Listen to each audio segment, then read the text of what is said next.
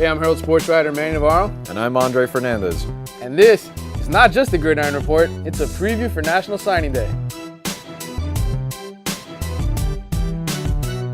All right, Dre, so we're about a week away from National Signing Day. I know a lot of fans out there are like, okay, what's the deal with all these Dade and Broward kids? Where are they going to end up going? Who's going to flip? Who's going to stick? Who's already enrolled? We already got a bunch of kids enrolled, right? I mean, you look at the list here, and who are the people that won't be signing on signing day because they're already gone? Well, you know, Devontae Phillips is already a Seminole. He's already up in Tallahassee, all signed, sealed, delivered. Most recently, Tim Irvin changed his mind, and now he's enrolled at Auburn as well. Instead of Texas. Sean Burgess-Becker has already enrolled at Alabama. So that's three notable names right there that have taken care of business. They didn't do any hat tricks, any suspense. They're in. They've picked their school and are already there. You can take a look at our list here, the charts of the top 25 recruits in Dade County. Obviously, some of these guys that are already enrolled, Jaquan Johnson, high up there on the list. He's down there at the University of Miami. Dre mentioned Devontae Phillips from Miami Central is at Florida State.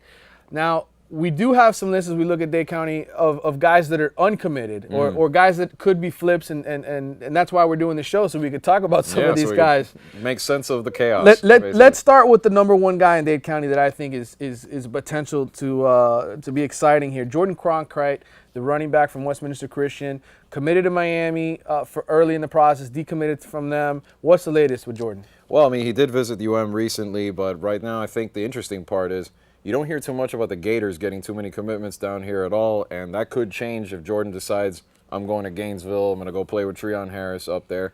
Seems like the Gators have made a push for him, so we'll see. On signing day, it seems like we'll all find out. Jordan's going to wait till then to announce it to the world, but the Gators have a good shot at him right now. Yeah, Randy Shannon and company. Right now, their class is ranked 102nd by Rivals. They need someone like that. I don't know if you knew that or not, but it's really bad. Yeah, They've got 9 commitments, and the Gators badly need a kid like Jordan Cronkite, Yep. and I think essentially that's where he's going to end up. One good thing, Andre, last week we got a chance to talk to a lot of these guys when they came in for their all-county photos. Yeah. And I will say Jordan Cronkite told me he's going to make his decision National Signing Day. He didn't really know what he was going to do yet. Notre Dame was also in the mix for him. Yeah. And then Devontae Davis, he told me when the cameras were shut off, I'm solid 100% to Texas. Now, Right. when a kid still takes a visit, you never know what ends up happening. True, but like I said, that's why I think in the end he may end up being a Longhorn after all, just because he's had a good relationship with them the whole time. Antonio Callaway, undecided Booker T. Washington teammate, played only half the season for the Tornadoes this year, but highly coveted. Hurricanes in the mix. Great wide receiver. Great wide receiver. West Virginia in the mix for him as well. And the Gators were his favorite team growing up. My gut tells me UM. What do you think that happens with Callaway? Well, UM's trying to swing the whole package deal where they've got Mark Walton. They want to get him on board. They want to get Devontae Davis.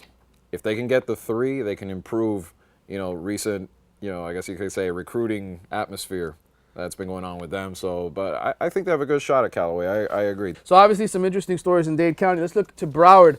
People have been chiming up on the internet saying, oh, maybe Calvin Ridley will decommit from Alabama and head to Miami. I don't think that's happening. I doubt it, just because, Alabama's a good fit for him right now. That's a great program. He's been solid the whole time. I think UM is trying to make a push for him late, but it's going to be really hard to see him flip on the tide for that one. Torrance Gibson, Ohio State commitment, going to be visiting the Hurricanes this weekend. Javon Durante, wide receiver Miramar, had been committed to West Virginia, seemingly solid, but what's some new buzz about?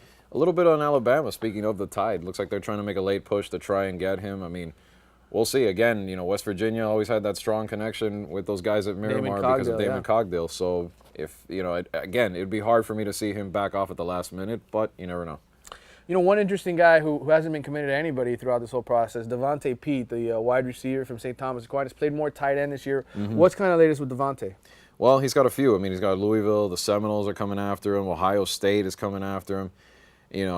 Imani Spence just committed to Louisville. We know that. So maybe, again, Broward ties might land with the Cardinals. Maybe, they're still trying to get that program back to where it was when Teddy Bridgewater was the quarterback. So he'd be a good fit, that's for sure. He's a good, solid kid, good size.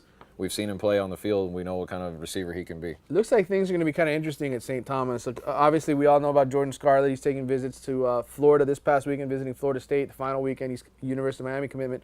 But a couple of other players from that state championship team, Damon Arnett, a wide receiver, basically is a South Carolina commit, but Michigan and Ohio State, I guess, are in the mix for that. And then you look at Rashard Kazi. Yeah. Yep.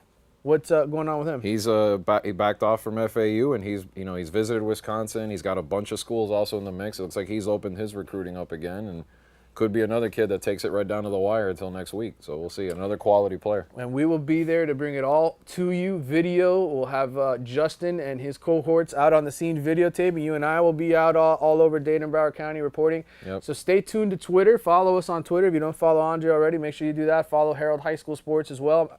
You know me, Manny Navarro. All the Canes fans do anyway. You follow us on Twitter. We'll have updates for you throughout the day. Yep. But for now, Dre, we got a lot of work ahead of us this week. Make sure you set your alarm for 6 a.m. that day. Long day, National Signing Day.